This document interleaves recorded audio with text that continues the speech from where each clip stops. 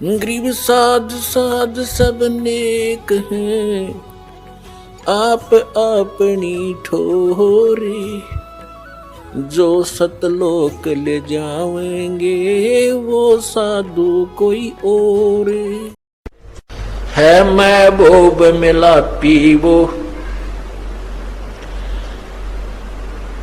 निकट रहंदा बिछुड़ न जांदा है। महबूब मिला पीवो, 2100-600 दम है, 2100-600 दम है। नाभ नासिका मा पीवो, श्वास उश्वास मध्य बसत है। जिन ये थापना था पीवो, सुरत नरत मन पवन समोवो। जप ले अजपा जा पीवो, तिल की ओट सुमेर बसत है। समझ बूझिया काफी वो, गरीब दास सट दर्शन खाली। पत्थर पूजे पापी वो, के जो पत्थर पूजते हैं वो अपराधी हैं, क्योंकि गीता जी में लिखा कि शास्त्र विधि को छोड़कर जो अन्न उपासना करते हैं वो अपराध कर रहे हैं। जैसे गीता जी अध्याय नंबर 7 के श्लोक नंबर 12 से 15 में तीनों गुणों रजगुण ब्रह्मा, सतगुण विष्णु, तमगुण शिव जी अर्थात त्रिगुणमयी माया के उपासकों को भी राक्षस स्वभाव को धारण किए मनुष्यों में नीच दुष्कर्म करने वाले मूर्ख कहा है।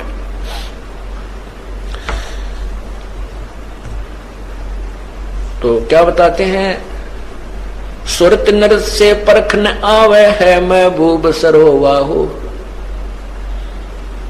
जब तक हम सतनाम और सारनाम की प्राप्ति नहीं करेंगे तब तक परमात्मा के दर्शन नहीं होंगे। कैसे होंगे? द्वार बार घर छाड़ गए हैं, जाब से बन खोआ वो। भेख बनाए बहे बहुरंगी, कीना बहुत अभोआ वो। कि जिन्होंने घर भी त्याग दिया, बनखंड में जाके जंगल में जाके गुफा भी बना ली, और किसी विशेष परंपरा में जाके उसने भेष भी ले लिया, अलग से कोई वेशभूषा बोलते हैं, जैसे कोई गिरी है, कोई पुरी है, कोई नागा है, कोई गुड़, इस तरह उसकी अपनी वेशभूषा, कोई वैष्णो है, ऐसी वेशभूषा भी बना ली। और कामी करो दी बंग मंझारा, छाड्या लोभ न मोआ वो है। कामी क्रोधी बंग मंझारा, छाड्या लोभ न मोहा वो। एक समय गोपीचंद जो था, वो भर्तृ जो था वो राजा था। गोपीचंद और भर्तृ ये दो गोरखनाथ जी के शिष्य थे, और इन्होंने घर भी त्याग दिया, राज्य भी त्याग दिया। एक दिन भर्तृ जी, चांदनी रात्रि थी, और चांदनी रात्रि में रात के समय जा रहा था, सफर कर रहा था, यात्रा कर रहा था अकेला, और उसके साथ भर्तृ भी और गोपीचंद भी था, वो पीछे था। अब भर्तृ जा रहा तो आगे किसी ने पान खा के थूक रखा था, अच्छा बुलबुला सा हो रहा था उसका, और चांद की चांदनी में प्रकाश में वो ऐसा चमका था जैसे लाल हो। अब उसने देखा गोपीचंद गोपीचंद पीछे रह गया, बाथरूम करने लग गया, पेशाब करने लगा, वो बैठ गया। उसने देखा और उसने सोचा लाल है कितना, उसने ठहठाया, हाथ मारा, सारा दस गया। उधर से गोपीचंद का ध्यान पड़ गया, क्या मिल गया महात्मा जी? ने बोला मेरे कर्म मिल गए, मेरे कर्म मिल गए। मैंने सोचा था लाल है, यो मेरा हाथ दस गया, थूक मेरे तरह के। तो परमात्मा यहाँ कहते हैं घर भी त्याग दिया और लोभ फिर भी ना छूटा, लाल पर टूट के पड़ गया, लाल समझ गया, वो थूक ठा लिया अंधेरे में। तो यहाँ कहते हैं कामी क्रोधी बंग मंझारा, छोड़ा लाभ लोभ न मोहा वो। पिता विवेक अक्षमासी, माता जिन दूर किया दिल द्रोहा वो। मांडा खेत नेत जस गाँव, सतगुर पकड़ा लोहा हो। 14 भवन गवन सब छूटे, दिल ही अंदर जोया वो। है निज धाम दरस दिल माही, करम भरम सब खोया वो। सिज्जा अदर सिंहासन अवगत, तुरिया पुद में सोया वो। अनहद तारी लगी हमारी, उजू अकल से धोया हो। अनहद तारी, तारी माने लो, और अनहद माने अखंड, यानी हर समय उस परमात्मा का ही चिंतन बना रहे, उसी की लगन लगी रहे, उसको अनहद तारी कहते हैं, जो कभी खंड ना हो। अब क्या कहते हैं कि बिना प्रेम पावे नहीं चाहे कोट समाधि ला। परमात्मा के प्रति जब तक हमारी आत्मा नहीं खिंचेगी, यानी उसमें प्रेम नहीं होगा, प्रभु नहीं मिलेगा। और फिर उसके साथ बताते हैं कि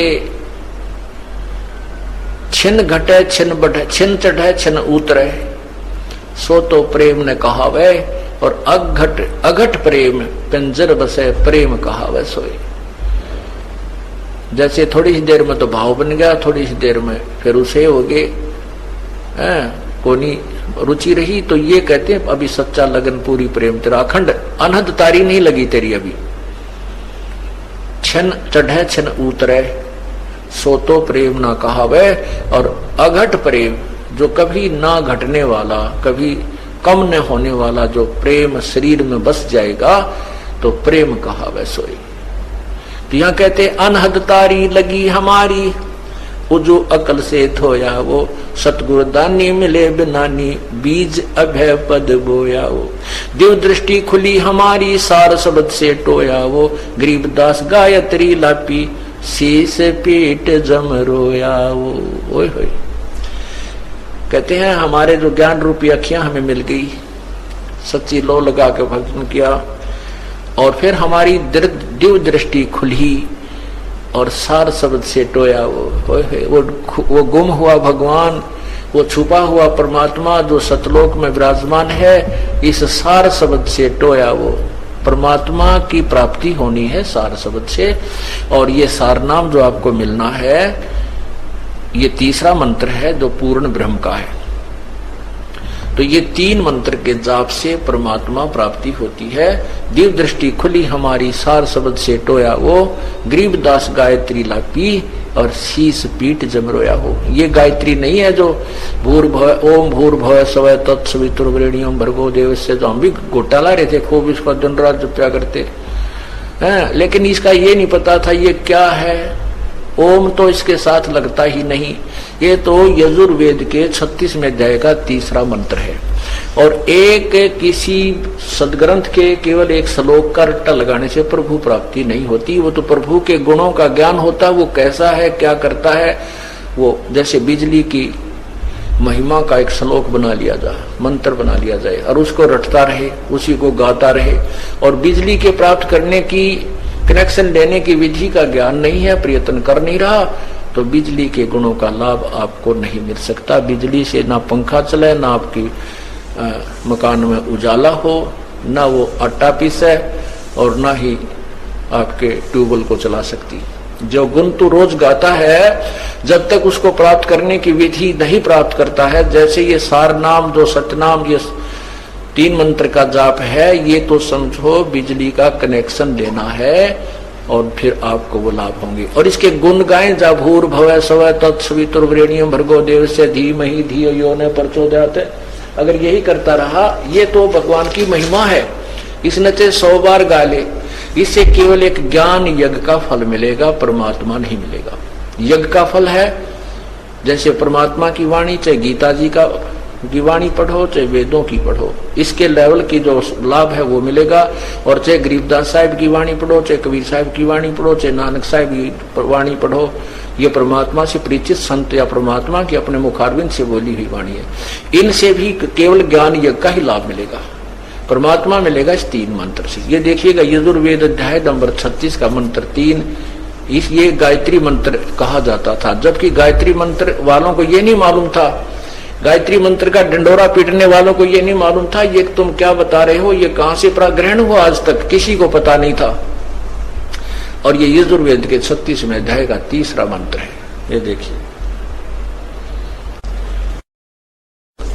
36वें अध्याय का तीसरा मंत्र है। ये है 63वां अध्याय, 63वां अध्याय, 36वां अध्याय। ये नीचे देखो, यहां है, इसका ये तीसरा मंत्र है, ये वाला।